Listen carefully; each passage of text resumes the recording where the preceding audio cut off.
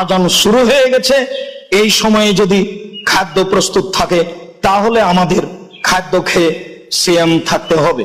রাসূল সাল্লাল্লাহু আলাইহি সাল্লাম বলেছেন, এদা সামিয়ান নেদা আহাদুকুম অল এনাও ফিয়াদিহি, যদি তোমাদের কারো হাতে খাদ্যের পাত্র থাকে, এই সময়ে যদিও ফজরের আজান শুনতে পাই, ফায়াকদি হাজাতাহু মিনহু, তাহলে সে যেন তার পাত্র থেকে তার তৃপ্তি মতো খাদ্য খেয়ে নেয়। লাখো মানুষের রোজা নষ্ট করেছেন ভুল ফতোয়া দিয়ে।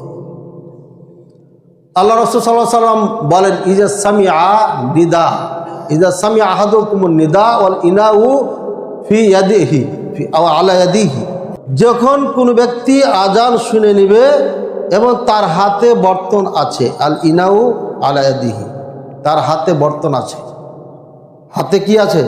বর্তন আছে, সে রাখবে না, এটা খেয়ে ফেলবে। ও হাত্তা ইয়াকদিয়া কাজাতাহু হাজাতাহু, তার হাজত পূরণ করে নেবে, মানে তার প্রয়োজন কি, হাতে কি নিয়ে আছে, কিছু খাওয়ার জন্য তো নিয়ে আছে, খেয়ে ফেলবে এটা।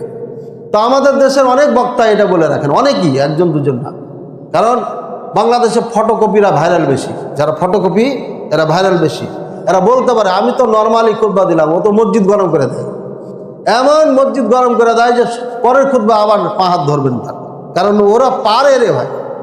আলেম আর জালেমের মধ্যে পার্থক্য দেখবেন, জালেম এত হিট দিতে পারে আপনাকে, একদম সব গরম করে ফেলবে, আলেম পারে না। আলেম সবটা কথা ভেবে চিন্তা করে কথা বলতে হবে, আলেমরা মেপে মেপে কথা বলে। এই জন্য বড় নেতা যারা হায়ার লেভেলের, একদম ডক্টর ইউনূস বর্তমানে, ও সব কথা বলতে পারে না, আর চেলাপেলা যা পারে বলে ফেলে, আছে না? ওখান থেকে তো বুঝতে পারছেন, আলেমেরা গরম করতে পারে না, কিন্তু সঠিকটা দায়ী। আর ফটোকপির একদম হিট, এমন হিট দিবে আপনার মাথায় হিট হবে, শরীর হিট হবে, সব হিট হবে, এরপরে ডেটের জন্য পা ধরে বেড়াবে। এই জন্য ইসলাম শেষ হয়েছে। এই হাদিসের ব্যাখ্যায় প্রায় অনেকেই বলেছেন যে আপনার সামনে প্লেট ভর্তি ভাত আছে, সম্পূর্ণ খেয়ে নেন, পরিপূর্ণ খেয়ে নেন, আপনার রোজার সমস্যা হবে, কেন হাদিসে আছে। এই জন্য আলেমদের মধ্যে দুই প্রকার আলেম আছে, জাহেরি আর হাকিকি। জাহেরি মানে হাদিসে যে শব্দ আছে শব্দের উপরে ফয়সালা দিয়ে দেয়, এর নাম ছিল দাউদ জাহেরি। এরা সঠিক পথে নাই, আমি অনুমতি নিয়ে এনেছি, ঘড়ি দেখেন না ভাই, ঠিক আছে? এটা বলবো না বন্ধ করে দেবো? হ্যাঁ, আচ্ছা, এটা শেষ করে নিন, নাহলে আপনার রোজা নষ্ট হয়ে যাবে। এই ফতোয়া, এই চিন্তা, এই ব্যাখ্যা একদমই ভুল। আপনি যদি একটা দানা খান আপনার রোজা নষ্ট হবে, একটা দানাও যদি খান আপনি রোজা নষ্ট, এক ঢোক পানি পান করলো রোজা নষ্ট হবে। তাহলে হাদিসের অর্থ কি? হাদিসের অর্থ কোরআনই বলেছে, কুলু ওয়াশরাবু হাত্তা ইয়াতাবায়্যানা লাকুমুল খায়তুল আবয়াদু মিনাল খায়তিল আসওয়াদ মিনাল ফাজর। কোরআনই তো বলে দিয়েছে যে সুবহ সাদেক হয়ে গেলে আর খাওয়া যাবে না, এই পর্যন্ত খেতে হবে, আর বাইরে যাওয়াই যাবে। বুঝেছেন কথা? মা আয়েশা রাদিয়াল্লাহু আনহার হাদিস আছে, রাসূলুল্লাহ সাল্লাল্লাহু আলাইহি ওয়াসাল্লাম বলেছেন, যখনই উম্মে মাকতুমের আজান শুনবে একদম স্টপ, কোনো খাওয়া যাবে। সুতরাং একটা হাদিস দিয়ে ফতোয়া দিলে হবে না, কোরআন দেখতে হবে, অন্য অন্য হাদিস দেখতে হবে। এখানে ব্যাখ্যা কি? এখানে ব্যাখ্যা হচ্ছে সুবহ সাদেক আগে ক্যালেন্ডার ছিল না, এই ঘড়ি ছিল না, দাঁড়িয়ে থাকতো। উম্মে মাকতুম সবসময় অপেক্ষায় বা দাঁড়িয়ে আছে, আরেকজন মুসাল্লি এসে বলছে আসবাহতা আসবাহতা, সকাল হয়ে গেছে, সকাল হয়ে গেছে, মানে সুবহ সাদেক হয়ে গেছে, এবার উনি আজান দেন। কথা বলছেন? তাহলে নিজের চোখে দেখে আজান দেওয়া, আরেকজন এসে বলতেন আসবাহতা আসবাহতা, পার্থক্য আছে না?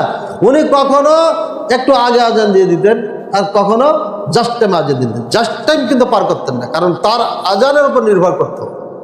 তো উম্মে মাকতুম আজান দিয়ে দিয়েছে, এখনো সুবহ সাদেক হয় নাই, যেহেতু অন্ধ মানুষ, অপশন আছে, যদি তোমার বিশ্বাস, দৃঢ় বিশ্বাস হয় সুবহ সাদেক হয় নাই, তাহলে খাও।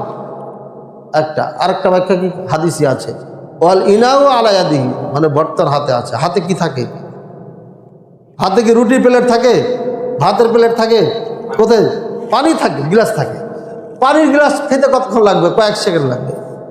এর মানে আপনি যদি মনে করেন যে আজানটা এখনো সময় আছে, হাফ মিনিট সময় আছে, 1 মিনিট সময় আছে, আমাদের মুয়াজ্জিনরা কিন্তু এরকম করে, হাফ মিনিট 1 মিনিট আগে দিয়ে দেয় না? নিশ্চিতভাবে যদি মনে করেন যে এখনো হাফ মিনিট আছে, তাহলে এ হাতে যা আছে ফট করে খেয়ে ফেলে। এরপরে একটা দানাও যদি খান আল্লাহর কাছে তওবা করতে হবে এবং এই রোজাটা আবার রাখতে হবে। এই হলো মাসালা, কাজী ভুল করবেন না, এটাই মাসালা। সমস্ত ওলামায়ে কেরামের এটা ফতোয়া, যারা এর বিপক্ষে দিয়েছে হাদিসই বুঝিনি। মনে রাখবেন, আল্লাহ তাআলা আমাদের সবাইকে তৌফিক দান করুন।